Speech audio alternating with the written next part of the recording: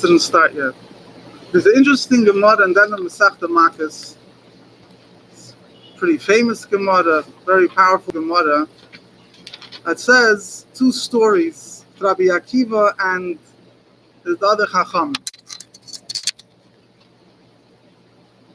So the Gemara says, and then the Masechta Makos, two stories about Rabbi Akiva and the Chacham. Gemara says, the Kfar Hay Rabbi Gamliel, Rabbi Elazar ben Azariah, Rabbi Shuv, Rabbi Akiva Mahalchim Mederach. Kfar already happened. At one point, Rabbi Gamliel, Rabbi Elazar ben Azariah, and Rabbi Yeshua, and Rabbi Akiva were going on the road. The Shamu Koil Hamoyne Shel Reimi Miplata Barochik Meya Vestermil. They heard the sound of the Hamoyne Shel Reimi, of the multitudes of Rome, from a plata, from a square, and it was 120 mil away. A mil is 2,000 amas, about 3,000 feet. You make the math yourself, 120 times that. They started crying. Rabbi Akiva Masachik, Rabbi Akiva started laughing. Amrullah Mipnei Atem Masachik, so they asked Rabbi Akiva, why are you laughing? Amrulahem Ba'atem Mipnei Atem Boichem, so he asks back to them, and you, why are you crying? Amrullah, so they told him, Alolu Kushim, Shemishtachvim La'atzovim, Mekatim Avedas Kechovim, Yeshvim Better. It says, these are Kushim. Kushim really means people from Kush, but it's a term that they used for the Romans. It's in other words, at their lower level of society that are worship, bowing down to idols, and they're bringing incense to idol worship. Yeshim Beta Chashki, they're sitting in peace and security. You know, and us, the house of the Beis Hamikdash, which they describe as the house of the footstool of Hashem. The pasuk says, "Hashemayim kisi vadas hadem ragloi." The Beis Hamikdash is called the footstool of Hashem. Is burnt in fire, and we shouldn't cry. It says that's why I'm laughing. If for those that go against the will of David, they have such peace and security and such prosperity that you could hear their voice, and you know they obviously felt the peace and the security that they were enjoying far away. I think the Maharsha says doesn't mean that they physically heard the voice, able to already feel the feeling of the security and peace that the Romans were enjoying already far away from that actual city. So if those that go against the Eibishter's will are like this, Allah is kama, how much more so the Eibishter is going to give to those that follow the Eibishter's will. Shuv pa'machas ho'ilin l'Yerushalayim, and another time happened they were going up to Yerushalayim. Kivin shegiu l'Harat Seifim koru bigdeim. They reached a point called Harat Seifim. It's a mountain, I don't know, today you have also Harat Seifim, I don't know, it's the same thing. It's a Mount Scopus, I think they call it in English. Or the place you're able to see the Beis Hamikdash. I don't think it's the Harat Seifim talking about here, but anyway. So that's the furthest point from where you're able to see Yerushalayim, and the halach is when you see the Beis Hamikdash, able to see the Beis Hamikdash at Harabais, they tore their clothes. Kivan Shingiul Harabais, Roshul Shiotzim Beis Kodesh HaKadoshim. They reached the Harabais, the Temple Mount. They saw a fox coming out of the place where the Kodesh HaKadoshim was. His Chiloim Boichin Rabbi Akiva Metzachik. They started crying. Rabbi Akiva was laughing. Amrullah Mipnei Mata Metzachik. Asked him, why are you laughing? What's the joke? Amrullah Mipnei Mata Boichin says, why are you crying? Amrullah Makim Shakasabay Vazar Akarav Yumas Vachshav Shualim Holchabay Vlenivka. They said the place in which the pasuk says that the stranger which comes near should be put to death. Even the Kohen Gadol wasn't allowed in during the rest of the days of the year. If he would have gone in during the rest of the days of the year, would have been considered a stranger. And now foxen are going there playing around. We shouldn't cry. He says that's why I'm crying. The tzivkus it says, laughing. Yeah, that's why I'm laughing. The pasuk says, the pasuk in Yeshaya, the Eibusher says, I testified. I have two witnesses to testify for me. Uriah HaKohen and Zechariah ben Yevarech Yahu. Or says the Gemara, the identity of these two, Zechariah, we know who it is. Uriah HaKohen is the whole thing. I'm short in time, I'm not going to go into all these details. Taisus discussed it a little bit. The Kalim, the Ben Ishchai gives interesting pshat there. But anyway, the Ben Yoda, Ben Ishchai discusses this also. But anyway, he says, V'chima inin Uriah Eitzel Zechariah. He says, what is the connection between the Navi Uriah and the Navi Zechariah? Uriah b'mikdash Rishon. Uriah was in the first Beis Hamikdash. Zechariah b'mikdash sheni. Zechariah was in the second Beis Hamikdash. So you had a Navi, Uriah, that lived during the time of the first Beis Hamikdash. You had during the same time as Yirmiyahu and Navi. You had Zechariah was later on, and Zechariah was the last one of the Nevi'im that finishes off the Trei Yasar. He lived during the time, the beginning of the second Beis Hamikdash, so they're not really at the same time. So what's the connection between them? The pasuk says that the prophecy of Zechariah is dependent, is connected as one unit with the prophecy of Uriah. By Uriah it says, it's actually a pasuk in Micha, but whatever, you look in Tosfos and other Mefarshim, they explain Uriah also said this. It says that because of your sins, Tzion will be plowed like a field. The whole Har HaBayis will be raised to the ground and plowed through over like a field. This Chayiksiv, and the pasuk says in Zechariah, Oid Yeshus Canaan was the Canaan Bechavis Yerushalayim. But there still yet come a time that old women and men will be sitting in the streets of Yerushalayim, and the pasuk continues, each one will be holding their stick in their hand from being old age. It says before the prophecy of Uriah happened, I was afraid maybe the prophecy of Zechariah won't get fulfilled. It says now that I see that the prophecy of Uriah was fulfilled, I know that the prophecy of Zechariah will also be fulfilled.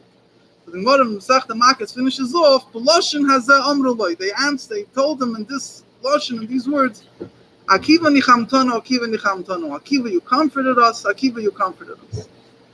Now, the Rebbe spoke about this a number of times. Again, I'm short in time. The Rebbe is in Tavshin Chafei Yud Shvat. The Rebbe spoke on a number of sichos on this. I think there's also a sich in Chelik Ketesh Shabbos Nachum. Another Hadim, the Rebbe once spoke about this. More or less, basic ideas are similar. There's also a few other places the Rebbe spoke about this, but I'll focus on the main akudas that the Rebbe says. The Rebbe asks here like 20 questions. I'm not going to repeat them.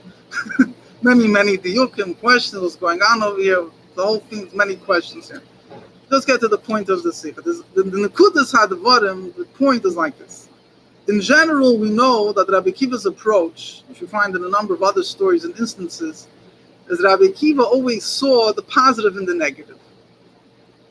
What's the famous story that I'm sure everyone heard about? It's the story when Rabbi Akiva was once traveling, and he had a candle and a rooster and a donkey. He wanted to stay over in the village. No one let him in, and he had to sleep over in the forest. And the lion came and ate his donkey, and the cat came and ate up his rooster, and the wind blew out his candle. And Rabbi Akiva said, "Kama David Rachmana Lotava." But whatever the Eibusha does, whatever the merciful one does, he does for good. So he didn't know why it was good, but he believed it was good. Then the next morning, he heard what happened. That band robbers came and they took the whole town. And if he would have been there, he would have also been taken into captivity. If they would have heard his donkey or his rooster, or they saw him learning Torah with his candle, they would have Rahman al-Islam harmed him. So whatever the Eibusha does for good. Now in this itself, that you see that something that's positive, that something that's negative is really positive. There's multiple layers, but there's two general levels over here.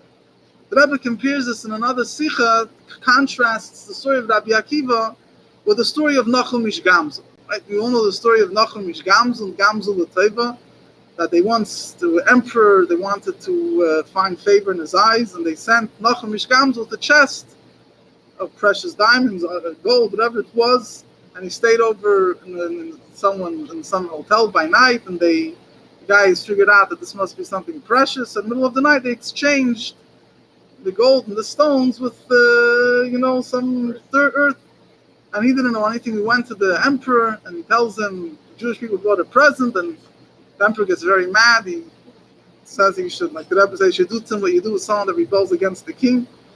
And Eliyahu comes to the emperor and he says, maybe he appears in the image of one of the emperor's ministers. He says, maybe this is the dirt that Avram used against the kings, of the miraculous earth that turned into swords and arrows. So try it out. So Rebbe says, Feltnish came Luchamis, by Rome and the other governments, plenty of wars that they were waging. They decided to use it out on the battlefield.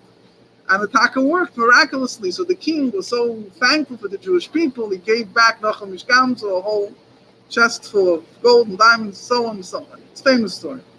So the Rebbe says, what is the difference between Nachum Ish Gamzu and Rabbi Akiva? Both of them said that whatever happened is for good. What is the difference? Nachum Ish Gamzu says, Gamzu l'tayva, this itself is for good. Rabbi Akiva said, whatever the Eibishter does is for good, which means it's not something negative. The Rebbe says was nothing positive in of itself that happened because Rabbi Akiva's candle went out, or his donkey, or rooster were eaten up. It just that negative thing saved from worse, from his, from his life, from his captivity, whatever it might be. So the negative thing led to a positive. Nachum Ish Gamzu, on the other hand, it's not just that the negative thing was taka negative, but it led to a positive. The negative thing itself was good. What the king appreciated the earth. The Rebbe says if he would have brought diamonds and rubies and whatever it's, I forget whatever the Gemara says, he put into his box of precious gold and silver, who says the emperor would have been impressed? He has plenty of that in his own treasure houses.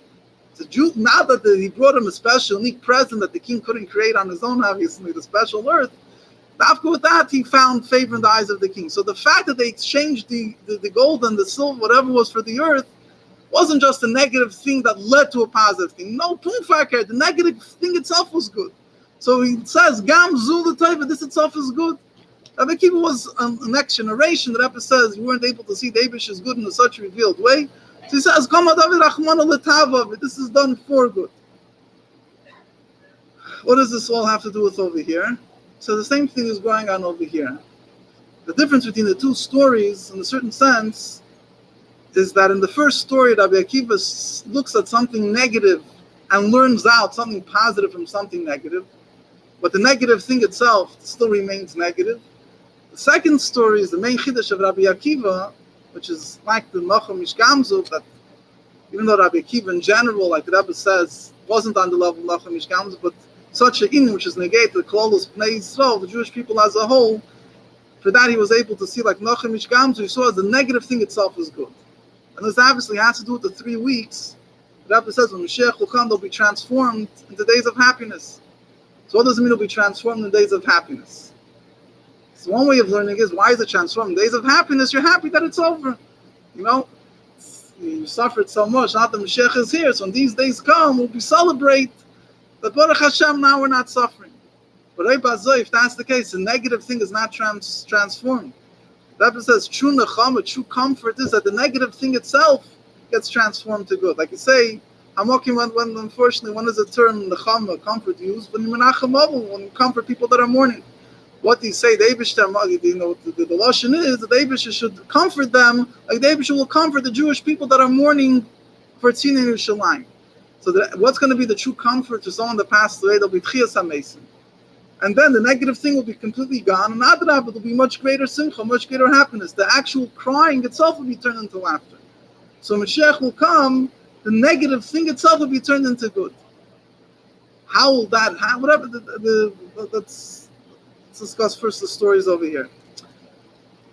So, the first story the Rebbe says is like this. The Rebbe spoke Yitrat Tovshin for a very geschmack, and the Rebbe explained in Al Derech Remez Al Chazed, the Rebbe's the way the Rebbe explained. The Rebbe says the idea of traveling on a road in general, in the terms of Yiddishkeit, we know means going in the ways of David, doing Torah mitzvahs. When the Yidden are in Galus, so the road that they're taking is what you have. The Rebbe says you have it. The 4 Chacham, Rabbi Gamliel was the Nasi. He was a Yisrael. Rabbi Yeshua was a Levi. Rabbi Elazar ben Azai was a Kohen. Rabbi Akiva was a Ger. This represents the whole mix of the Jewish people. And the Jewish people in the time of Galus are traveling on the road. That's why he uses the Lashon Kvar. It doesn't say once they were traveling on the road. It says an expression they were already traveling on the road. It means that it's since the time of the destruction of the Beis HaMikdash, or more deeper from the time that the Neshama goes into the Guf, we're on the road. When you're on the road, so where were they going? They were going to Rome. What are they doing in Rome? Some Pshat, the Rebbe says they were going to Rome. It's mashma, the Rebbe says they had to go to nullify a decree. Because if not, Rabbi Elazar ben Azai was a Kohen. The Kohen is not allowed to go. It's not supposed to, if you go outside of Eretz Yisrael, there's a tumah. that a kohen becomes impure, he wouldn't usually do it unless he was a need for him to go out. So Pshat, he's going to nullify the decree. What does it mean spiritually? Spiritually, it means that they're going to Rome means you have to go refine the sparks of godliness that get scattered, that are in the place of Golus. So they're all traveling and they're going on the road, and they're traveling on the road. They have to pay attention to what's going on in the world. The Rebbe asked, why are they listening to what's going on in Rome? Why are they hearing what's going on? Shouldn't they be involved in learning Torah in such a way that they don't hear what's going on? The Rebbe says when you're going to elevate the world, you have to be in a situation that you could pick up if something is out in the world that needs your avodah, that needs you to sit down and work with it, elevate it. So they started crying.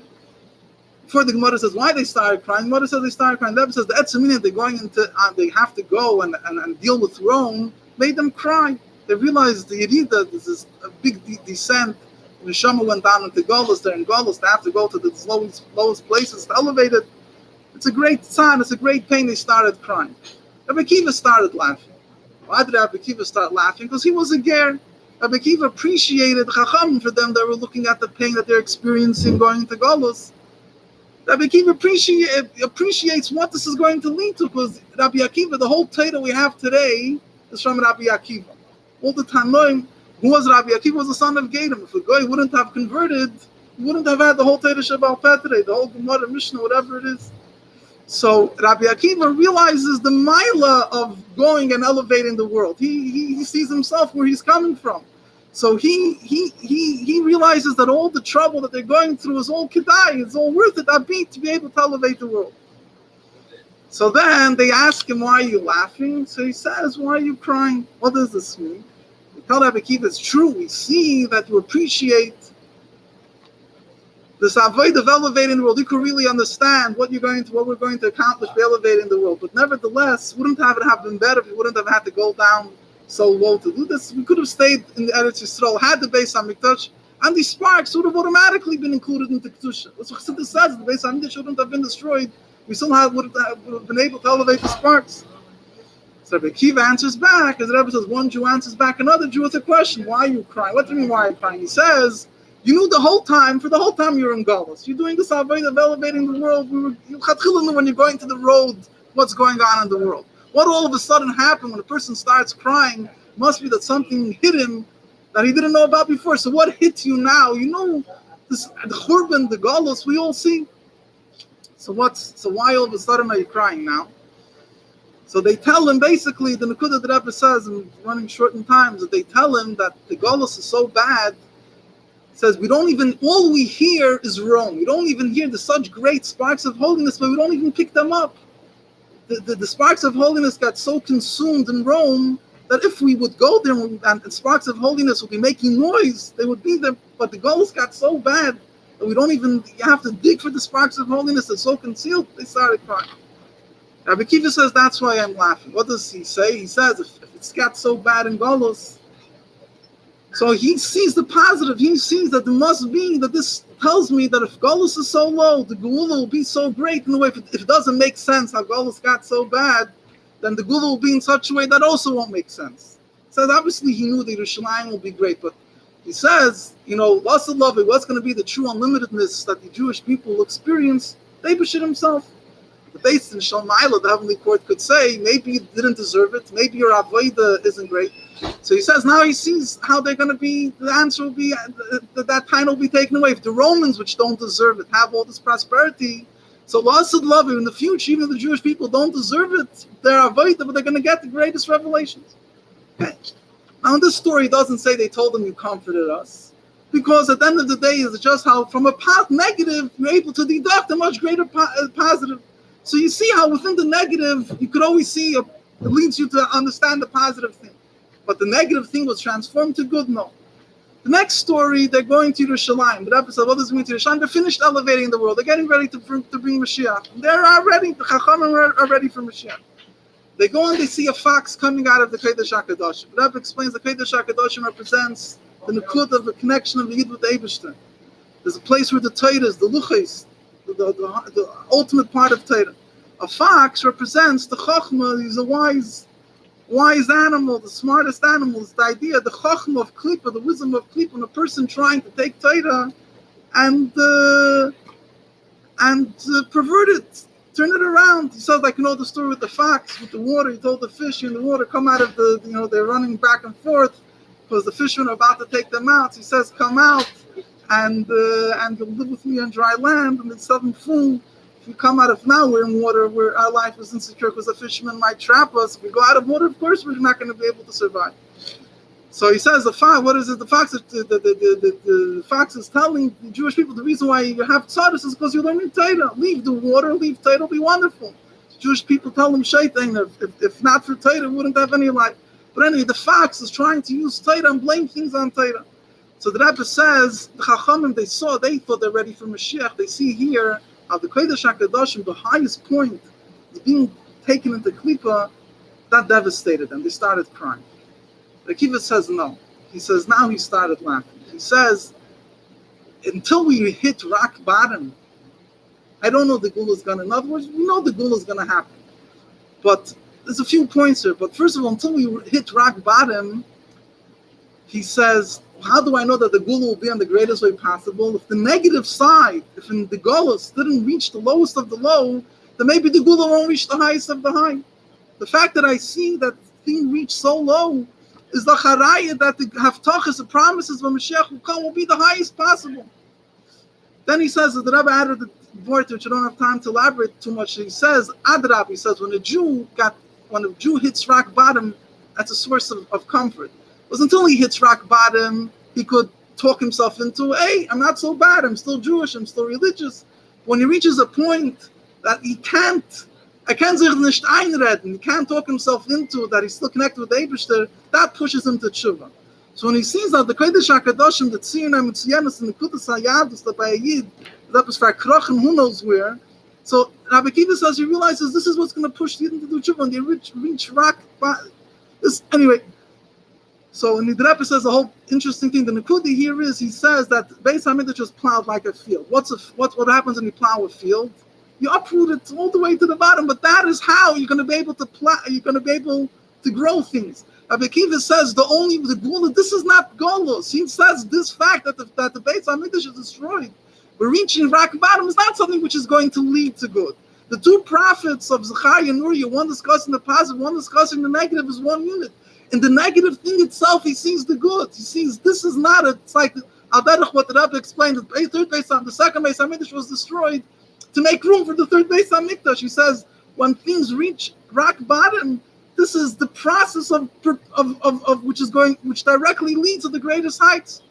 So they told them, Akiva nichamtonu. By us, you now transform their mindset.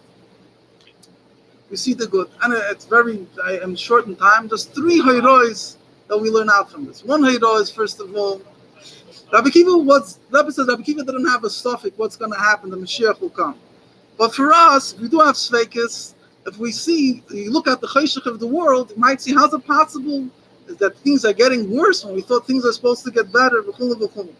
So the answer is like this: if you see things got worse, is the charaya that every haftach in Torah, which I don't want to have to enumerate every haftach, if that was fulfilled to the T, that things reached shalish tikvas atmeis, the worst way possible is that when you look at the world and see where the world is adarabah. If that negative was fulfilled, is that if the goal seems to be sold in such a way, actually, the goal doesn't make sense, Mashiach is coming, that's the biggest raya that it will happen. Because it doesn't make sense that the Golos got so bad. The fact that Golos got so bad is because the Eibishter prophesies will be so. If the Eibishter prophesies will be so, so then the prophecy of redemption will come. That's the first thing. The second thing is, the Rebbe says, Rabbi Akiva tells the Chachamim, what are you crying for? If you see that he does farkrach, don't cry, bring him back to the Kodesh HaKadoshim. But why are you giving up? If you see things are so bad, so don't sit there with Falek the hand and cry. Do something. People can bring the Gula. The third Nekuda was what the Rebbe says is the Chidush of Rabbi Akiva is that when you see the negative things itself that go on, this itself is good. That you should be able to see that the negative thing is not taish, is a negative, but the negative happens, the good will happen. You should be able to see that we'll say loss of loving, loss of will be begili, but that oit chavaya can't have to be. At the end of the day, it's the negative things that are happening. Das is be'emes the gula. The golus itself, you see the gula. And the Rebbe says that this is Yid has the koyach. First of all, he shouldn't give up. When he sees negative things happening, look at the positive that is inherent, that is concealed in the negative, and transform it. And don't cry. Be happy. Be b'simcha. We should be zeichet in the cham of the Kol Amitis V'Ashleim and take it from Yad Mamish.